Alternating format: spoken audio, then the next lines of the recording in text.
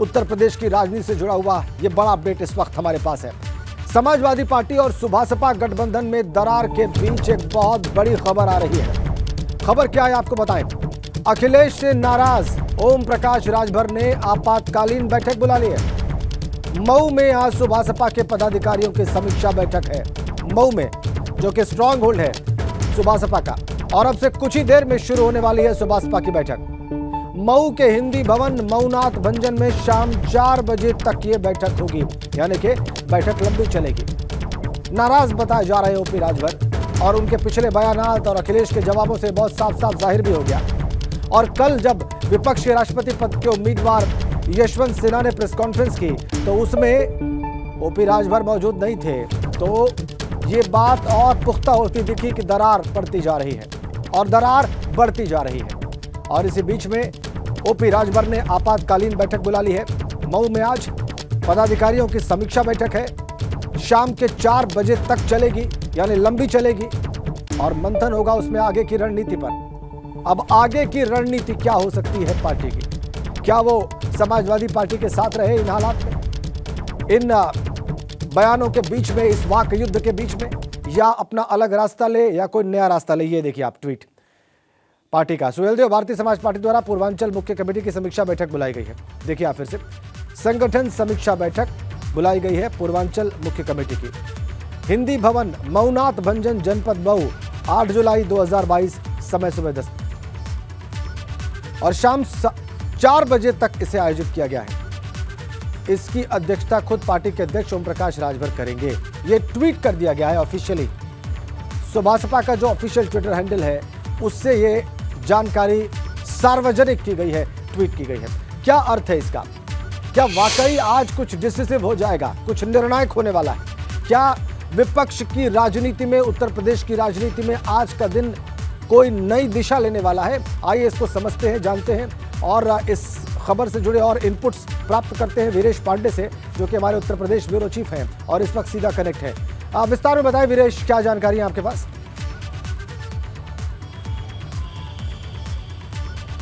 देखिए, आपने कहा कि विस्तार में बताइए, तो जी हाँ, इसकी शुरुआत 2022 के चुनाव से करते हैं।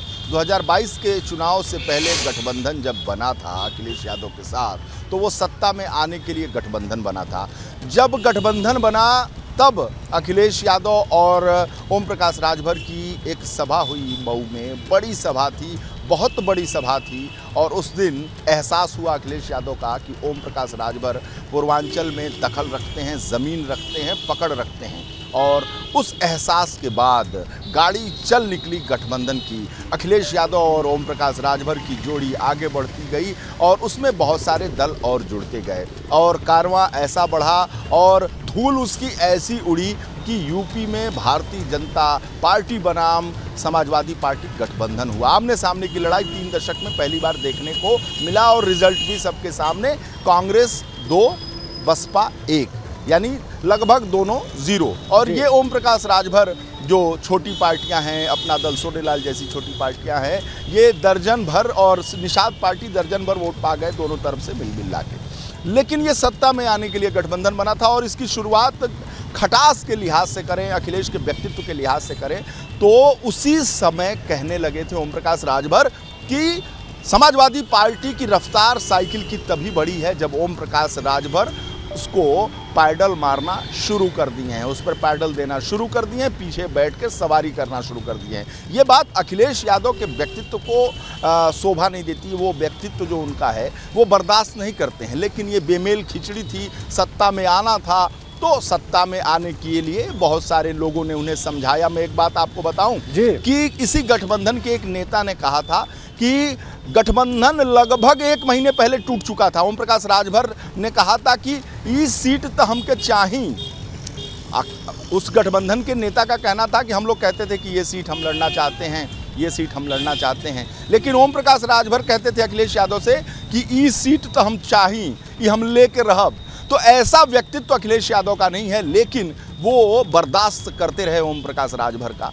और गठबंधन के नेता का कहना था कि एक मसले पर 1 महीने पहले उठकर चले आए ओम प्रकाश राजभर, और अखिलेश यादव ने भी कहा कि जहां जाना हो जाइए, मुझे आपकी कोई ज़रूरत नहीं है। बीच बचाव किया गया और कहा गया कि नहीं, चुनाव का वक्त है, थोड़ा संभल कर चलने की ज़रूरत है अध्यक्ष जी। और चुनाव हुआ, चुनाव में रिजल्ट जब सिफर रहा, रिजल्ट इनके पक्ष में नहीं आया, उसी समय बोलना शुरू कर दिया अखिलेश यादव पर ओम प्रकाश राजभर ने कि एसी से निकले। एसी प्रतीक है आराम तलबी का, एसी प्रतीक है निष्क्रियता का, एसी प्रतीक है निकर्मण्यता का। ये प्रतीक है, प्रतीक के रूप में जिस शब्दावली का प्रयोग ओम प्रकाश राजभर ने किया, वो अखिलेश यादव मुलायम सिंह यादव वाले नेताजी नहीं हैं। ये अपने व्यक्तित्व को पार्टी के अंदर और अपने गठबंधन में जिस तरीके से रखते हैं, इस बात का सबको एहसास है। ये नई सपा है, नई हवा है और नए अखिलेश यादव हैं। बड़े तेवर बदले हुए टीपू नहीं हैं। समाजवादी पार्टी के राष्ट्रीय अध्यक्ष अखिलेश यादव हैं, पूर्व मुख्यमंत्री हैं। ये टीपू जो समझने की जिसने भूल की वो गच्चा खाया, चाहे वो परिवार का आदमी रहा या पार्टी का वरिष्ठ नेता रहा या कोई भी रहा। तो ऐसे में जो टीपू अखिलेश यादव बने, उसको लेकर ओम प्रकाश राजभर ने उनके व्यक्तित्व को समझने में गलती की। एसी से निकले, एसी से निकले। अच्छा चलिए, फिर आजमगढ़ का चुनाव हुआ। आजमगढ़ के चुनाव में 1 हफ्ता कैंप किया ओम प्रकाश राजभर ने। ओम प्रकाश राजभर ने कैंप किया और उन्हें लगा कि वो चुनाव जिता ले जाएंगे। फिर उससे पहले माफ़ करिएगा, एक और वाकया हुआ। राज्यसभा का टिकट चाहते थे कि अपने घर में किसी को मिल जाए, नहीं मिला। एमएलसी के टिकट चाहते थे, वो भी नहीं मिला। स्वामी प्रसाद मौर्य को एडजस्ट कर दिया गया। ये बात ठीक है। आजमगढ़ आया, आजमगढ़ में उन्होंने ओम प्रकाश राजभर ने अपना जी जान लगा के प्रचार किया। रिजल्ट वहाँ भी नहीं आया। उसके बाद ओम प्रकाश राजभर कहाँ रुकने वाले थे? एसी से निकलो, एसी से निकलो, नहीं तो 2024 भी बर्बाद हो जाएगा। और सपा बसपा का गठबंधन होना चाहिए, बसपा को भी आना चाहिए, क्योंकि हमने 2022 में लड़कर देख लिया, बिना बसपा के भी कुछ नहीं होगा। तो बसपा और सपा और अपने गठबंधन को आगे बढ़ाने लगा। अखिलेश यादव को अच्छा नहीं लगा। लेकिन बात देखिए उस प्रेस कॉन्फ्रेंस से हुई जिसमें मैं मौजूद था। मैंने पूछा कि अखिलेश यादव से कि आपके गठबंधन के लोग कह रहे हैं कि एसी से निकलिए, आप इस तरह की बातें हो रही हैं। अखिलेश यादव ने कहा हमें कि आप ही उलझा देते हो हमारे गठबंधन के लोगों को, आप ही हमारे गठबंधन के लोगों को ऐसे सवाल पूछते हो कि वो उलझ जाते हैं और वो कुछ ना कुछ बयानबाजी कर जाते हैं। झांसी में आपने किसी हमारे गठबंधन के नेता को बुलवा दिया था। बात वो जिक्र कर रहे थे केशव देव मौर्य का, जिन्होंने ओम प्रकाश राजभर को जोकर कहा था मेरे इंटरव्यू में, अध्यक्ष जी के इंटरव्यू में, और उसमें वो बड़ा विवाद हुआ था। उस समय भी गठबंधन टूटने के कगार पर था। अखिलेश यादव बहुत नाराज थे इस इंटरव्यू को लेकर और उस प्रेस कॉन्फ्रेंस में अभी 3-4 दिन पहले जो हुई, उन्होंने उद्धृत करते हुए प्रेस कॉन्फ्रेंस में मुझसे मुखातिब हुए कहा कि आप ही उलझाते हो हमारे गठबंधन के लोग। अब से कुछ ही देर में शुरू होगी यूपी भाजपा की बैठक। सीएम योगी समेत तमाम दिग्गज वहां बैठक में पहुंचे हुए हैं। ये बड़ी अपडेट हमें मिल रही है। मुख्यमंत्री योगी आदित्यनाथ भाजपा की बैठक में हिस्सा लेने के लिए पहुंच चुके हैं। कुछ ही देर में भारतीय जनता पार्टी की बैठक शुरू होनी है। उत्तर प्रदेश भाजपा की ये बड़ी अपडेट आ रही है। बैठक के लिए सीएम योगी समेत तमाम दिग्गज पहुंचे हुए हैं। भाजपा कार्यालय में 2024 चुनाव को लेकर यह अहम बैठक होती बताई जा रही है। ये बड़ी खबर, ये बड़ी अपडेट। कुछ ही देर में भारतीय जनता पार्टी की यह बैठक शुरू होगी। मुख्यमंत्री योगी आदित्यनाथ वहां पर पहुंच गए। तमाम दिग्गज वहां पर पहुंचे हुए हैं इस बैठक के लिए।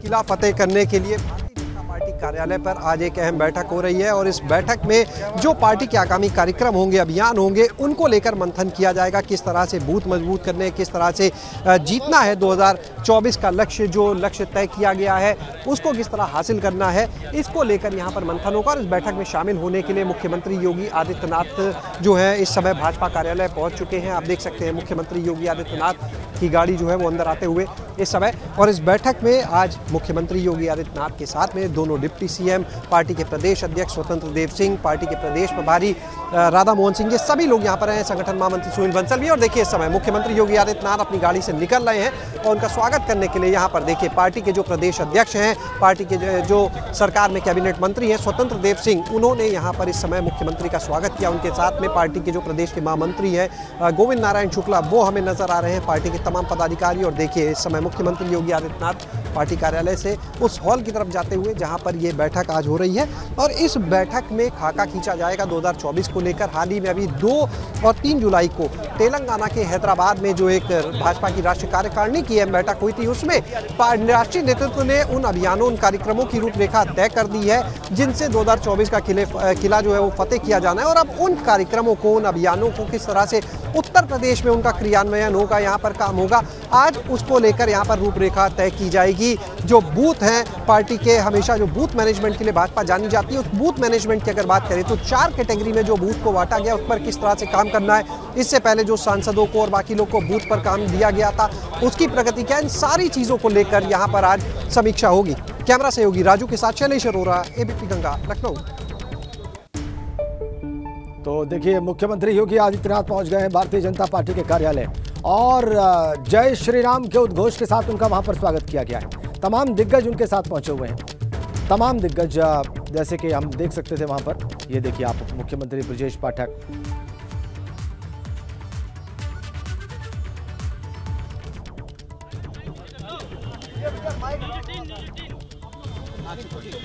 आज भारतीय जनता पार्टी के प्रदेश पदाधिकारियों के बैठक में सम्मिलित होने के लिए मैं आया हूं और प्रदेश के चतुर्मुखी विकास के लिए, प्रदेश में कानून का राज और मजबूत करने के लिए हमारी पार्टी लगातार काम कर रही है। और आप देख रहे हैं कि पार्टी लगातार कार्यकर्ताओं के लिए, जनहित में लगातार काम कर रही है और आज जो भी होगा उसके बाद में सूचित करूंगा।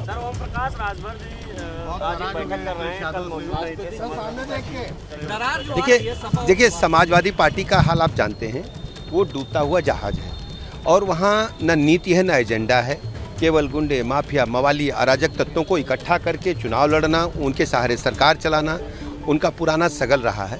धीरे धीरे सभी जो शुचिता के साथ समाज हित में, देश हित में, प्रदेश हित में काम कर रहे हैं, धीरे धीरे सभी लोग अलग हो जाएंगे और एकमात्र भारतीय जनता पार्टी है जो शुचिता के साथ अपने कार्यकर्ताओं को लेकर के, आदरणीय प्रधानमंत्री नरेंद्र मोदी जी की गरीब कल्याण की नीतियों को लेकर के जन जन तक योजनाएं पहुंचा रही है और लोगों को पक्का मकान मिला है, निःशुल्क बिजली का कनेक्शन मिला है, निःशुल्क घर से घर घर नल से जल पहुंच रहा है, शौचालय बने हैं, 5 लाख तक का निःशुल्क इलाज, महीने में 2 बार राशन, किसान कल्याण निधि, सैकड़ों ऐसी योजनाएं जिससे जनता में भारी उत्साह है। तो उप मुख्यमंत्री ब्रजेश पाठक बैठक में सम्मिलित होने के लिए देखिए पहुंचे हुए हैं और उन्होंने बताया कि प्रदेश पदाधिकारियों की बैठक में उन कार्यक्रमों की समीक्षा और नए कार्यक्रमों की तैयारी। मुस्लिम बहुल सीटों को लेकर क्या कुछ विशेष योजना बनाई जाएंगी, क्योंकि राष्ट्रीय कार्यकारिणी में प्रधानमंत्री ने देखिए उत्तर प्रदेश की सभी सीटों को भारतीय जनता पार्टी को जीतना है। अगर जीतना है तो निश्चित तौर पर और परिश्रम करना है और परिश्रम से हमने विस्तार किया है, उसी परिश्रम के आधार पर विस्तार करेंगे। ये माना जा रहा है कि लोकसभा चुनाव को लेकर के जो तेलंगाना में जो रणनीति बनी है, अब उसको यहाँ पर कैसे उतारा जाए ये लोगों को बताया जाएगा। नहीं, तेलंगाना में राष्ट्रीय कार्यकारिणी की बैठक थी, लेकिन जो रणनीति बनी है, जो काम हो रहा है वो काम चल रहा है। अब 3rd फेज शुरू हो रहा है बूथ विजय अभियान का, 3रा चरण प्रारंभ हो रहा है, उसको लेकर चर्चा करेंगे। प्रथम चरण में हमने उन कारणों को जाना कि कैसे वो जो बूथ हैं उनको जीतेंगे, अब उसकी योजना बनाएंगे। बूथ पे तो हमेशा बीजेपी माइक्रो लेवल पे काम करती है, ये 3रा चरण इसमें क्या खास? ये माइक्रो लेवल ही है। ऐसे बूथ जो भारतीय जनता पार्टी हारी है उनको कैसे सशक्त करेंगे, कैसे ताकतवर करेंगे, स्वाभाविक रूप से समीकरण कैसे होगा, जो लाभार्थी है उनसे कैसे संपर्क होगा, इन सब चीजों पर चर्चा होगी। अच्छा, ओम प्रकाश राजभर बड़ा नाराज हो गया है राष्ट्रपति चुनाव तो उनसे बदलो ही, हमसे बदलना ही है। विजय बहादुर पाठक देखिए भोजपुरी में उन्होंने उत्तर दिया ओम प्रकाश राजभर के सवाल पर। उन्होंने कहा कि आपसे उनकी बात हुई होगी, मेरे से उनकी कोई बात नहीं हुई है। ये बात उन्होंने भोजपुरी में कही और बताया कि 3रे चरण का मंथन जो है शुरू होने जा रहा है बूथ विजय अभियान का और भारतीय जनता पार्टी प्रत्येक सीट जीतना चाहती है उत्तर प्रदेश की और उसी लक्ष्य के लिए लगातार काम किया जा रहा है। और बूथ विजय अभियान का 3रा चरण प्रारंभ कैसे हो, इसको लेकर यह मंथन हो रहा है। कुछ ही देर में भारतीय जनता पार्टी की बैठक शुरू होगी। ये देखिए आप, मुख्यमंत्री पहुंचे हैं, उप मुख्यमंत्री ब्रजेश पाठक पहुंचे हैं और विजय बहादुर पाठक जो कि उपाध्यक्ष हैं वो भी पहुंचे हुए हैं। तो इस तरीके से कुछ ही देर में ये बैठक शुरू होगी। तमाम दिग्गज उत्तर प्रदेश भाजपा के पहुंचे हुए हैं इस वक्त भारतीय जनता पार्टी के कार्यालय और 2024 का लोकसभा चुनाव निश्चित रूप से लक्ष्य है भारतीय जनता पार्टी का। पिछली बार सपा बसपा गठबंधन के बावजूद जबरदस्त प्रदर्शन किया था 2019 के लोकसभा चुनाव में भारतीय जनता पार्टी ने और एक बड़ी विजय प्राप्त की थी। इस बार ऐसा कोई गठबंधन बनता भी नहीं दिख रहा, इसलिए भारतीय जनता पार्टी का यह मंथन और महत्वपूर्ण। लखनऊ से इस वक्त हमारे पास है अपर मुख्य सचिव गृह अवनीश अवस्थी को अतिरिक्त प्रभार दिया गया है, अतिरिक्त चार्ज। अपर मुख्य सचिव ऊर्जा का उन्हें अतिरिक्त प्रभार दिया गया है। ये बड़ी खबर, बड़ी खबर। एसीएस होम अवनीश अवस्थी, उन्हें अब अतिरिक्त प्रभार अपर मुख्य सचिव ऊर्जा का। अनुभव शुक्ला हमारे साथ है। अनुभव, ये अतिरिक्त प्रभार क्यों देना पड़ा अपर मुख्य सचिव गृह को? देखिए, नियुक्ति विभाग ने जो आदेश जारी किया उसमें साफ तौर पर ये कहा है कि अवनीश कुमार अवस्थी जो अभी एसीएस होम है यानी अपर मुख्य सचिव गृह है उत्तर प्रदेश में, इसके अलावा यूपीडा के भी सीईओ हैं वो, यानी यूपीडा जो ये एक्सप्रेसवे बनाने का जिसके ऊपर जिम्मा है वो भी चार्ज है उनके पास, एसीएस होम है ही। अब उन्हें अतिरिक्त चार्ज ऊर्जा का भी दे दिया गया है और एम देवराज जो थे उन्हें वहां से हटाया गया। अभी तक जो ऊर्जा देख रहे थे, लेकिन ये नहीं बताया उस पूरे ऑर्डर में किसके पीछे वजह क्या है, क्यों ऐसा किया गया। क्या उत्तर प्रदेश में जो बिजली की किल्लत है, बिजली व्यवस्था सुधर नहीं पा रही है, वो एक वजह है, इस वजह से अवनीश अवस्थी को वहां भेजा गया है, या फिर इसके पीछे कोई दूसरी वजह है? क्या कुछ और परिवर्तन होने हैं क्या? इससे एक संकेत तो ये भी मिल रहे हैं। क्यों? क्योंकि अगर एसीएस होम अवनीश अवस्थी को चार्ज दिया गया है तो जाहिर सी बात है अतिरिक्त चार्ज तो लंबे समय तक रहेगा नहीं, किसी न किसी को वहाँ पर पूरी तरह से कार्यभार सौंपा जाएगा। पर एक वजह ये बताई जा रही है कि जिस तरह से बिजली की हम कहें जो व्यवस्था होनी चाहिए थी और वो पटरी से उतरी हुई है उत्तर प्रदेश में। आपने देखा 100 दिन की सरकार में बिजली को लेकर कितना किल्लत का हंगामा मचा, जो कि वन में हमें ये देखने को नहीं मिला था। तो शायद अवनीश अवस्थी पहले भी हम कहें तो जो बिजली विभाग वहाँ पर रह चुके हैं, इस विभाग वो पहले एमडी हुआ करते थे, तो उनको ये भी पता है कि कैसे उत्तर प्रदेश की जो विद्युत प्रणाली है उसको ठीक किया जा सकता है, ये एक वजह हो सकती है। लेकिन नियुक्ति विभाग ने ये भी बताया कि एम देवराज जिनको हटाया गया उनको कहाँ भेजा गया है और इस आदेश के पीछे क्या वजह, ये भी नहीं बताया गया है। जी, ये आपने बड़ी महत्वपूर्ण बात बताई हमारे दर्शकों को। अनुभव के कोई कारण नहीं बताया गया है अतिरिक्त प्रभार देने का, और अपर मुख्य सचिव ऊर्जा को कहां भेजा गया है ये भी साफ नहीं किया गया है। लेकिन अतिरिक्त प्रभार ज्यादा वक्त के लिए नहीं होता है, ये एक सच्चाई है, ये एक तथ्य है और हम सभी जानते हैं। बिजली की किल्लत या बिजली सप्लाई में जो समस्याएं हैं वो लगातार रिपोर्ट हो रही हैं, उस तरह की शिकायतें लगातार सामने आ रही हैं, ये हमने देखा है अनुभव। बहरहाल अधिकतम हमारे दर्शकों को ये जरूर बताइए कि अतिरिक्त प्रभार दिए जाने की स्थिति में कितने समय तक अधिकतम कोई अधिकारी उस पद पर रह सकता है? के ऊपर निर्भर करता है कि कितने समय तक वो उनको अतिरिक्त प्रभार पर रख सकते हैं। या अतिरिक्त एक्स्ट्रा हम कहें तो चार्ज होता है। और आप ये सोचिए, एसीएस होम की बड़ी जिम्मेदारी है, पूरे प्रदेश में कानून व्यवस्था को देखना है, वो अपने आप में बहुत बड़ी जिम्मेदारी है।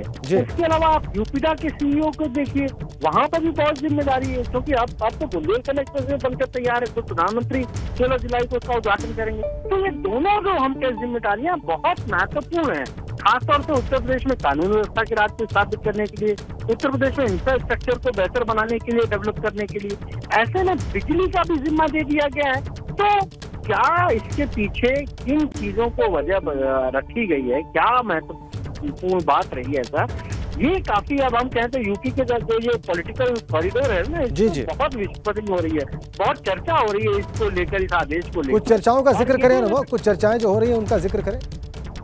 देखिए, ये भी कहा जा रहा है कि शायद अतिरिक्त प्रभार दिया गया है, हो सकता है कि पूर्णकालिक रूप से यही प्रभार मिल जाए, या फिर कहीं पर किसी और की जिम्मेदारी बदली जाए और दूसरे व्यक्ति को यहाँ भेजा जाए। इस तरह की भी चर्चाएं हैं। और चूंकि एसीएस होम का जो भी काम आप देखिए, चाहे उन्होंने कानून व्यवस्था के मुद्दे पर हो या फिर यूपीडा के तौर पर हो, उस काम को तो यहाँ हम कहते हैं अप्रिशिएट सरकार बार बार करती है। ये कहती है कि अच्छा काम हुआ है। कानून व्यवस्था के मुद्दे को तो प्रश्न बना लिया था, पूरा चुनाव में कैंपेन किया बीजेपी ने। और उसके अलावा जो इंफ्रास्ट्रक्चर की जब बात होती है तो यूपीडा की बात होती है। अभी हमने ग्राउंड ब्रेकिंग फ्री सेरेमनी में देखा किस तरीके से तारीफ हुई जो एक्सप्रेसवे बने हैं उसकी। तो कहीं न कहीं हो सकता है जिम्मेदारी देने के पीछे एक वजह है कि उनका जो एक्सपीरियंस पहले रहा है बिजली विभाग में, उसका उपयोग किया जाए, उसका सदुपयोग किया जाए। ठीक है, अनुभव हमारे साथ बने रहिए। एक और बड़ी अपडेट इस वक्त हमारे पास है, और एक और बड़ी अपडेट ट्रांसफर्स को लेकर। यूपी में जो कई विभागों में ट्रांसफर्स हुए, तबादले हुए, उन पर सवाल उठ रहे हैं। स्वास्थ्य विभाग के बाद स्टाम्प और पीडब्ल्यूडी विभाग में सवाल उठे हैं। स्टाम्प विभाग में तबादलों को लेकर मुख्यमंत्री से शिकायत की गई है। पीडब्ल्यूडी विभाग में मृत इंजीनियर का तबादला कर दिया गया। पीडब्ल्यूडी डिपार्टमेंट में कई जेईस, कई जूनियर इंजीनियर्स का 2 जिलों में ट्रांसफर कर दिया गया। और इन्हीं गड़बड़ियों के सामने आने के बाद अब लखनऊ में हलचल तेज हो गई है। पहले डिप्टी सीएम ब्रजेश पाठक ने स्वास्थ्य विभाग में तबादलों को लेकर नाराजगी जाहिर की थी पत्र लिखकर, और वहीं अब स्टाम्प और निबंधन विभाग में हुए तबादलों को लेकर उप निबंधकों ने नियमों का उल्लंघन बताते हुए मुख्यमंत्री से इस मामले की जांच कराने की मांग की है। बड़ा यह मामला होता हुआ अनुभव शुक्ला लगातार हमारे साथ बने हुए हैं। अनुभव, ट्रांसफर्स को लेकर इस देश में पहले भी और प्रदेश में पहले भी बहुत सारी चर्चाएं हुई हैं, पहले सारे आक्षेप लग चुके हैं, लेकिन ये जो इस बार विषय सामने आ रहा है अनुभव, ये बल्क में काफी बड़ी संख्या में इस तरह की शिकायतें सामने आ रही हैं। उत्तर प्रदेश में जिस तरीके से तबादलों में गड़बड़ियां हुई है बहुत हास्यास्पद है। आप देखिए, स्वास्थ्य विभाग ने एक डॉक्टर का ट्रांसफर कर दिया और जिसकी डेथ हो चुकी थी, उनको कब उनका तबादले का आदेश मिलता जिस दिन उनकी 13वीं होती है। चलिए, ये तो स्वास्थ्य विभाग की बात हो गई। तमाम वहाँ गड़बड़ियां हुई। खुद उप मुख्यमंत्री ब्रजेश पाठक ने चिट्ठी लिखकर पूछा, उन्होंने तो खुद अपने विभाग में गड़बड़ियों का संज्ञान लिया और पूछा जिम्मेदार लोगों से। और अब आप देखिए, पीडब्ल्यूडी में जो तबादले का समय सीमा थी, उससे पहले एक इंजीनियर का तबादला कर दिया, उनको भेज दिया झांसी मंडल में, और उनकी डेथ हुए 3 साल हो चुके थे। घनश्याम दास, ये अपर, हम कहें तो अपर अभियंता थे सिविल के, और इनको भेजा था फिरोजाबाद से, भेज दिया झांसी, जबकि उनकी डेथ हो चुकी थी 2019 में ही। और विभाग को ये तक नहीं पता कि जिस व्यक्ति की डेथ हो चुकी है उसका ट्रांसफर किया जा रहा है। अब कैसे सफाई दे रहे हैं, देखिए पीडब्ल्यूडी के जो हम कहें चोटी है, उन्होंने खुद लिखकर बताया, एक विवरण जारी किया जिसमें 5 इंजीनियरों के तबादलों में गड़बड़ियों का जिक्र है, खुद विभाग कर रहा है। और उसमें ये लिखा है कि जो जिस इंजीनियर का जिसकी डेथ हो गई थी उनका ट्रांसफर किया, उनके बारे में कोई सूचना खंड को नहीं दी गई थी कि उनका निधन हो चुका है। अरे भाई, विभाग आप देख रहे हैं, विभागाध्यक्ष आप हैं, जब इस तरह की लिस्ट बनाते हैं तो सारी चीजों पर गौर नहीं करते क्या, या फिर अचानक एक ही दिन में सारी लिस्ट बन जाती है? देखिए, उत्तर प्रदेश में मैं आपको बताऊं, तमाम चीफ सेक्रेटरी हुए, और कुछ चीफ सेक्रेटरी से मैंने खुद जब उनके इंटरव्यू किए थे तो ये पूछा था कि क्या एक ट्रांसफर इंडस्ट्री है क्या उत्तर प्रदेश में?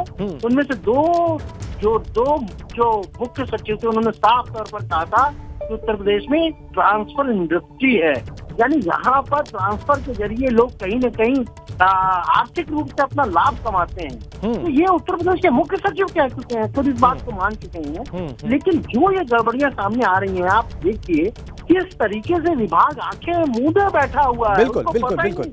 जीवित व्यक्ति का ट्रांसफर कर रहे हैं या मृत व्यक्ति का ट्रांसफर कर रहे हैं, जब मीडिया में खबर आ रही है तो सब अपनी सफाई देने में जुट जा रहे हैं। और सबसे बड़ी बात कि कार्रवाई किसी पर नहीं हो रही है। बिल्कुल, आपने ठीक कहा, जबकि अब ये विषय इस स्तर तक आ गया है कि कार्रवाई आवश्यक है, कार्रवाई बनती है। अनुभव, बहुत बहुत धन्यवाद आपका इन तमाम जानकारियों के लिए। ट्रांसफर्स पर कई विभागों में तबादले जो हुए उन पर बड़े सवाल खड़े हो रहे हैं। और आपको बताएं कि मथुरा में एबीपी गंगा की खबर का बड़ा असर हुआ है। एबीपी गंगा ने चाय बेचने वाले स्वर्ण पदक विजेता की खबर को प्रमुखता से दिखाया था। एबीपी गंगा पर खबर चलने के बाद एडीजी आगरा ने इसका संज्ञान लिया। उन्होंने स्वर्ण पदक विजेता हरिओम शुक्ल को बातचीत के लिए शनिवार को अपने दफ्तर बुलाया है। स्टेट बैंक चौराहे पर स्वर्ण पदक विजेता चाय बेचने का काम करते हैं। खिलाड़ी हरिओम शुक्ला इंटरनेशनल कराटे में अब तक 8 स्वर्ण पदक जीत चुके हैं और आर्थिक मजबूरी के चलते खेल की दुनिया से दूरी बनाए हुए हैं। तो ये एबीपी गंगा की खबर का असर, जिस व्यक्ति ने इंटरनेशनल कराटे में 8 पदक जीते हों, वो चाय बेचने का काम कर रहा है। जब हमने खबर आपको दिखाई तो एडीजी आगरा जोन ने उन्हें बुलाया है मुलाकात के लिए शनिवार को। उम्मीद करेंगे कि एडीजी जोन आगरा जो है वो निश्चित रूप से कुछ सकारात्मक कुछ कदम उठाएंगे इस चैंपियन खिलाड़ी के लिए।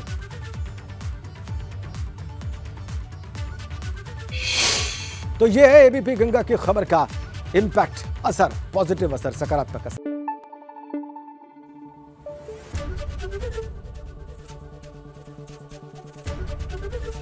एबीपी गंगा, खबर आपकी, जुबान आपकी।